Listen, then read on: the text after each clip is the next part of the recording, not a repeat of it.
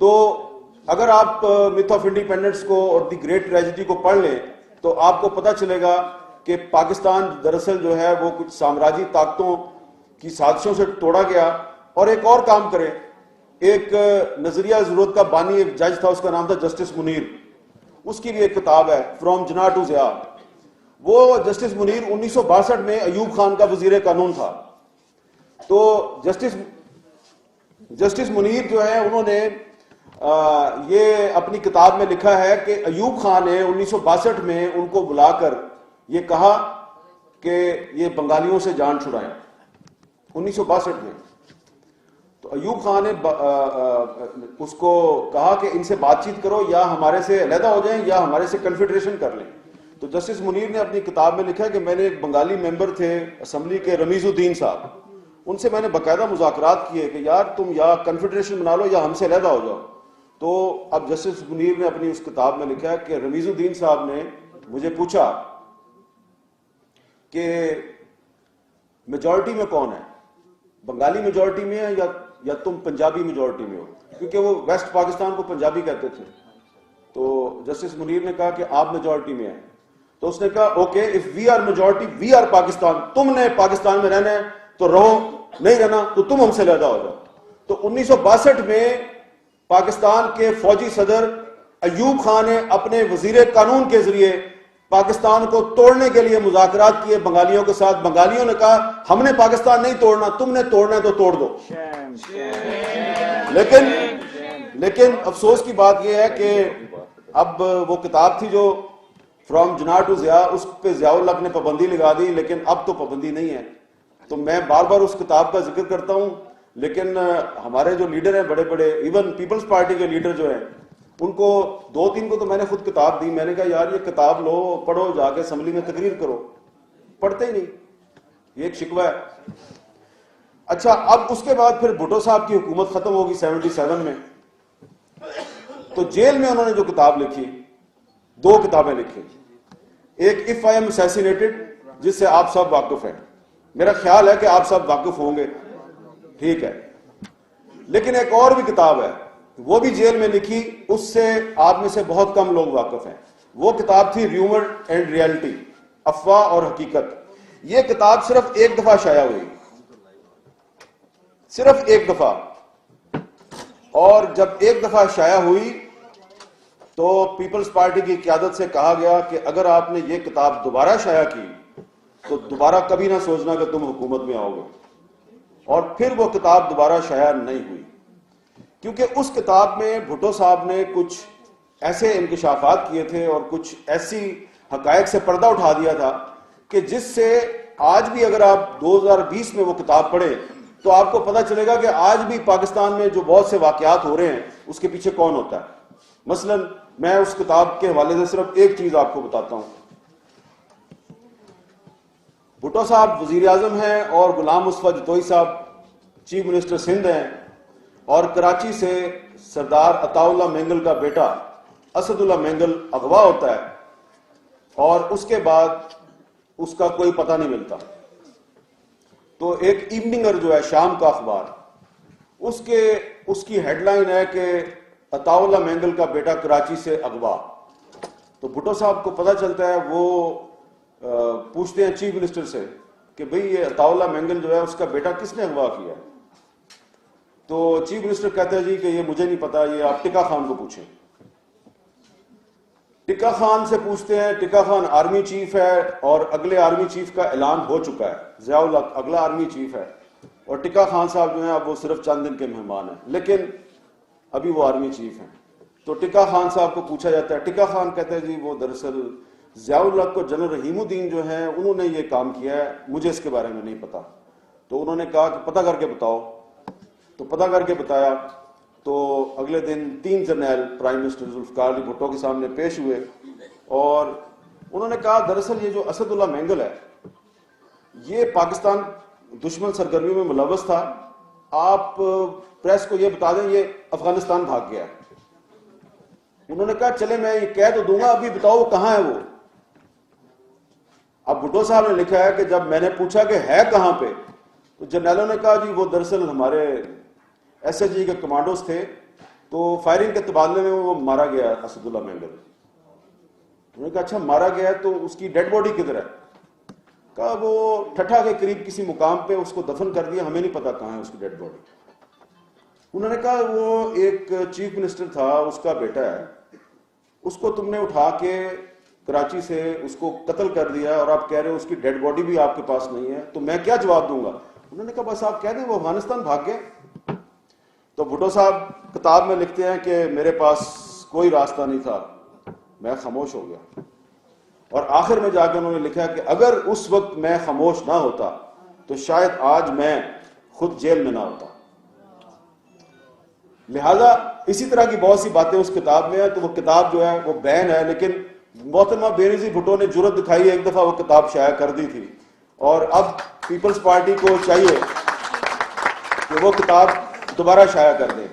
اسی طرح جو اس وقت دنیا میں جو حالات و واقعات پیش آ رہے ہیں, تو وہ جو بھٹو صاحب نے جیل سے خط لکھا تھا محترمہ بینظیر بھٹو کے نام, مائی ڈیئرسٹ ڈاٹر, وہ بھی خط جو ہے وہ پیپلز پارٹی کے کارکنوں کو ضرور پڑھنا چاہیے. اس سے آپ کو پتہ چلے گا کہ آپ کے لیڈر کا ویژن کیا تھا, اور آج آپ کی پارٹی میں جو لیڈر ہیں اللہ ان کو سلامت رکھے, تو پتہ چلے گا کہ دونوں کی ویژن میں فرق کتنا ہے. تو ویژن بڑھا سکتے ہیں آپ لوگ اگر آپ اپنے قائد ذوالفقار علی بھٹو کی کتابیں اور ان کی جو تقریریں ہیں ان کو پڑھ لیں, اور پھر اس کے ساتھ ہی ساتھ اس کے تسلسل میں محترمہ بینظیر بھٹو کی کتاب ڈاٹر آف دی ایسٹ, اور پھر ان کی شہادت کے بعد جو کتاب شائع ہوئی ہے ریکانسیلیشن, وہ بھی آپ کو پڑھنی چاہیے. لیکن وہ جو کتاب ہے ریکانسیلیشن, اس کتاب کو پڑھ کے مجھے تو یہ احساس ہوا کہ بینظیر بھٹو تو ریکانسیلیشن چاہتی تھیں, وہ تو چاہتی تھیں کہ پاکستان میں تمام ادارے جو ہیں وہ ایک پیج پہ آ جائیں, اور انہوں نے ریکانسیلیشن کے نام پہ ڈائلاگ بھی شروع کیا, لیکن ان کے ساتھ ڈائلاگ کے نام پہ دھوکہ کیا گیا اور ان کو شہید کر دیا گیا. اب اس کتاب میں جب آپ بہت سے چیپٹر جو ہیں ان کو غور سے پڑھیں گے تو یاسین آزاد صاحب آپ کو بھی بہت سے اپنے سوالات کا جواب مل جائے گا. یہ جو انہوں نے بات کی ہے, ہو سکتا ہے آپ میرے سے اتفاق نہ کریں, لیکن جب آپ اپنے قائد ذوالفقار علی بھٹو کی خوبیاں گنواتے ہیں تو آپ کو یہ بھی سوچنا چاہیے کہ وہ اس انجام سے دو چار کیوں ہوئے. ایک تو میں نے آپ کو خود بتا دیا, انہوں نے اپنی کتاب میں اپنی غلطی کا اعتراف کیا کہ اگر وہ عطا اللہ مینگل کے بیٹے کے اغوا اور پھر اس کے قتل پر وہ خاموش نہ رہتے تو پاکستان میں جمہوریت اتنی کمزور نہ ہوتی. ایک دوسری بات بھی ہے, اس کو میں ان کی غلطی کہوں گا, اس پہ بھی آپ لوگوں کو آج کے دور میں اس سے سبق سیکھنا چاہیے. اور وہ کیا غلطی تھی کہ انہوں نے جنرل ضیاء الحق کو 6 جرنیل بائی پاس کر کے آرمی چیف بنایا, اس کا نام 7ویں نمبر پہ تھا. آپ سوچیں ذرا. اور یہ پاکستان کی تاریخ ہے کہ جب بھی کسی وزیر اعظم نے سینئر جرنیل کی بجائے نمبر 3 یا نمبر 4 یا نمبر 5 سے بندہ اٹھایا اور اس کو آرمی چیف بنایا, تو اس نے اس کے نتیجے میں کوئی آپ کے ساتھ بھلا نہیں کیا, اس نے یا مارشل لا لگایا یا آپ کو بیک سٹیپ کیا یا جمہوریت کی کمر میں خنجر گھونپا. تو یہ کام پہلے ایوب خان نے کیا, وہ سینئر جرنیل نہیں تھا, نمبر 3 تھا, اور پھر اپنے آپ کو ایکسٹینشن دیتا رہا. پھر ایوب خان یحییٰ خان کو لے کے آیا, وہ بھی نمبر 3 پہ تھا, سینئر جرنیل نہیں تھا. تو ایوب خان کو اس یحییٰ خان نے دھوکہ دیا. صرف ٹکا خان تھا جو وہ گل حسن کے بعد جب آیا وہ سینئر 3 جرنیل تھا, اور بھٹو صاحب نے ٹکا خان کو میرٹ پر آرمی چیف لگایا اور ٹکا خان نے ان کے ساتھ وفا کی. تو جو آپ میرٹ پر جس جرنیل کو آپ آرمی چیف لگاتے ہیں وہ آپ کے ساتھ اور ملک کے ساتھ اور آئین کے ساتھ وفا کرتا ہے. اور پھر ضیاء اللہ کو آپ نے نمبر 7 سے اٹھا کے آپ نے اس کو آرمی چیف بنایا, اس نے کیا کیا یہ ساری دنیا جانتی ہے. اس کے بعد نواز شریف صاحب نے پرویز مشرف کو نمبر 3 سے اٹھا کے آرمی چیف لگایا, تو اس نے کیا کیا وہ آپ جانتے ہیں. لہذا یہ آج جو بحث ہو رہی ہے کہ جناب ایکسٹینشن دینی چاہیے نہیں دینی چاہیے, آپ اسمبلی میں اگر آپ نے بحث کرنی ہے تو دیکھ لیں گے کل کون کیا بحث کرتا ہے. تو بحث یہ ہونی چاہیے کہ آپ ہسٹری نکال کے دیکھیں کہ اس کی ضرورت کیا ہے, آپ ایکسٹینشن کی ضرورت کیا ہے آپ کو. اور اگر آپ یہ بڑی ڈبیٹ کر لیں جی، آپ اسٹینڈنگ کمیٹی میں چلا گیا جی، آپ پارلیمنٹ میں 3-4 دن ڈبیٹ کر لیں، الٹیمیٹلی تو آپ نے وہی کرنا نا جس کا حکم دیا گیا ہے، اور وہ یہ حکم یہ دیا گیا ہے کہ آپ نے جنرل قمر جاوید باجوہ کو 3 سال کی ایکسٹینشن دینی ہے، اور وہ تو دینی ہے، ٹھیک ہے، حکم تو یہی ہے۔